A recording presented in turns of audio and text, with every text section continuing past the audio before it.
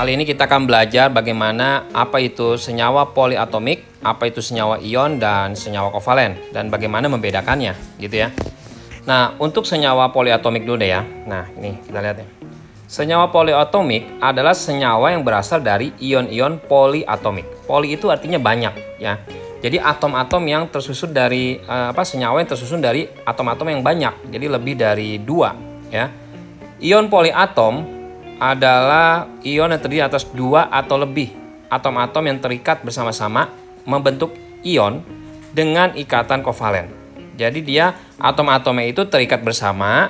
Jadi contohnya nih seperti kasus yang pertama nih ya, misalnya NH4 nih, ada atom N sama atom H ya, terikat membentuk ion. Ion ini ion plus di sini kebetulan dengan ikatan kovalen. Contohnya lagi misalnya di sini ada O sama si H. Nah, ini kan ininya ya, ionnya ya, tapi ion negatif ya yang disebut anion. Oke ya. Tapi tetap ikatan antara O sama H ini adalah senyawa ikatan kovalen. Si N sama si H yang tadi juga ini sama kovalen juga. Semuanya ini adalah pasti senyawanya kovalen. Ikatannya maksudnya, ikatannya kovalen antara atom-atomnya. Jadi kalau kita ambil sembarang, misalnya si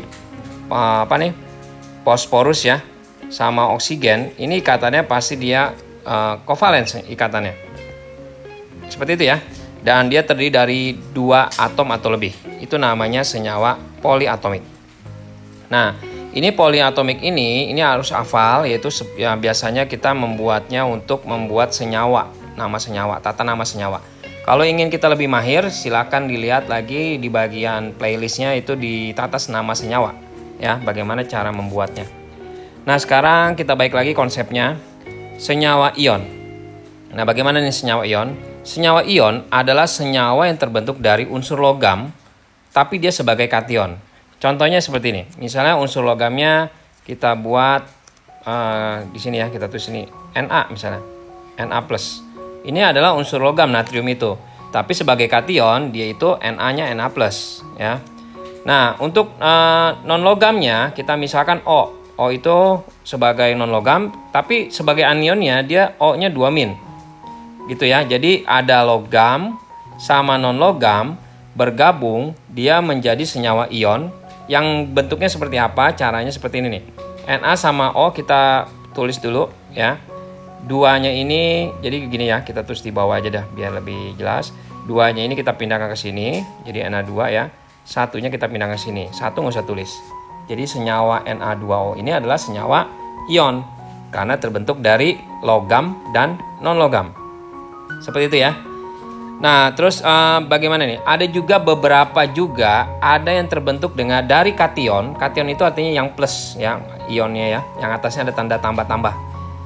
Itu gabungan unsur non-logam seperti kation amonium NH4+. Maksudnya gini, ada pengecualian. Contohnya nih si NH4+. NH4+ ini kan terdiri dari nitrogen sama hidrogen. Tapi nitrogen dan hidrogen ini bukan logam. Tapi kalau misalnya dia bergabung misalnya dengan siapa ya? Misalnya dengan O lagi ya, O2- ya kan sebagai non logam. Jadi kalau kita perhatikan ini kan non logam nih. Karena N sama H kan non logam ya. Dan O-nya juga non logam juga. Nah, kita jangan berpikir ini bukan ion. Dia sebenarnya ion juga karena terbentuk dari ion positif dan ion negatif. Oke ya. Jadi tahu dari mana mesti ada dihafalin lagi ya. Nah, untuk lebih paham lihat lagi di playlist tata namanya. Di playlist tata nama kita bisa lebih dalam lagi soalnya. Nah, namanya gimana? Kita tulis NH4 sama O. 2-nya kita pindahkan ke sini. Kita dalam kurung ya. Ingat aturannya ya. Dan 1-nya nggak usah tulis ya. Gitu. Jadi nanti kalau ketemu NH42O termasuk apa nih? Dia termasuk ikatan senyawa ion ya, karena NH ini terbentuk dari NH4+ sama O2-. Jadi ada yang plus sama yang min. Kurang lebih gitu ya. Kita lanjut aja. Nah, terus untuk yang senyawa kovalen. Senyawa kovalen adalah senyawa yang terbentuk dari sesama unsur-unsur non-logam dengan cara membentuk ikatan kovalen, yaitu penggunaan pasangan elektron bersama. Nah, jadi kalau mau lebih paham lagi, silahkan lihat lagi di bagian ikatan kimia ya. Karena ini saling berhubungan sih sebenarnya. Contoh aja ya untuk senyawa kovalen. Senyawa kovalen itu contohnya misalnya CCl4. C di sini karbon. Karbon kan non logam. Klorin itu non logam juga. Jadi kalau terbentuk non logam sama non logam, berarti dia pasti senyawa kovalen gitu. Nah, jadi sebenarnya sih kita ada tips juga kalau mau ngafalin ya. Jadi hafalkan unsur-unsur non logamnya aja. Sedangkan unsur logam tidak perlu dihafalkan. Jumlah unsur non logam yang biasa membentuk senyawa kovalen itu hanya ada 11 saja yang biasa ya. Jadi ini nggak mencakup semuanya, tapi umumnya ini. Jadi ada hidrogen, karbon, nitrogen, oksigen, fluorin, klorin, bromin, iodin, fosforus, sulfur. Sama ini apa Se? Ini Se jarang juga ya. Maka selain yang dihafal, dipastikan unsurnya adalah logam. Seperti itu. Oke? Oke ya. Yang keduanya yang tadi kita udah bahas bahwa senyawa ion itu selalu tersusun dari apa? Logam sama non logam. Ingetin ya, kalau kovalen gimana? Non logam dua-duanya. Kita coba tes.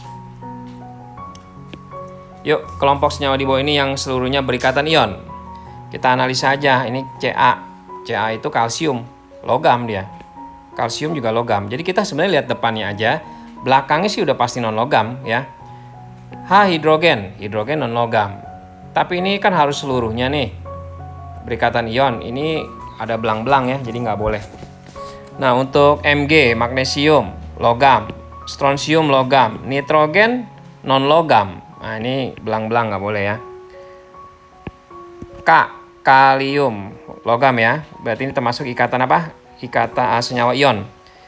Kalsium oksida ini juga senyawa ion ya, karena ada logamnya.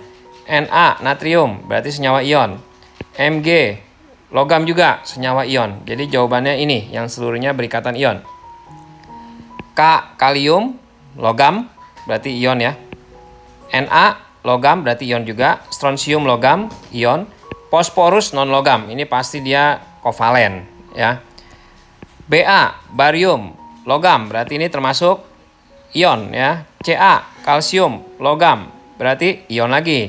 Strontium logam berarti ion lagi. Dan satu lagi sulfur. Sulfur itu adalah non logam. Berarti ini termasuk senyawa kovalen. Oke ya. Nah, untuk satu lagi. Kelompok senyawa ini dibawa yang semuanya berikatan kovalen. Cl, klorin ya, dia non logam, berarti kovalen. Ini juga karbon, non logam, berarti kovalen. Hidrogen juga non logam. Natriumnya logam. Nah ini senyawa ion ini, berarti nggak semuanya, ini salah ya berarti ya. Nah untuk S ya itu sulfur. Sulfur berarti non logam, sulfur non logam, karbon non logam, kalsium juga logam. Kalau kalsium logam berarti ini termasuk senyawa ion. Jawabannya kalau kita analisa yang C. Kenapa? Kita cek ya. Nitrogen non logam, nitrogen non logam, karbon non logam, sulfur non logam. Jadi semuanya non logam. Senyawanya berarti senyawa kovalen. Oke ya, seperti itu ya. Nah, apabila ada yang ingin tanya, silakan komen di bawah. Dan jangan lupa kunjungi playlist yang tadi dikasih tahu supaya lebih paham lagi. Supaya nggak lupa channel ini, silakan di subscribe. Dan jangan lupa di like dan di share juga videonya. Oke?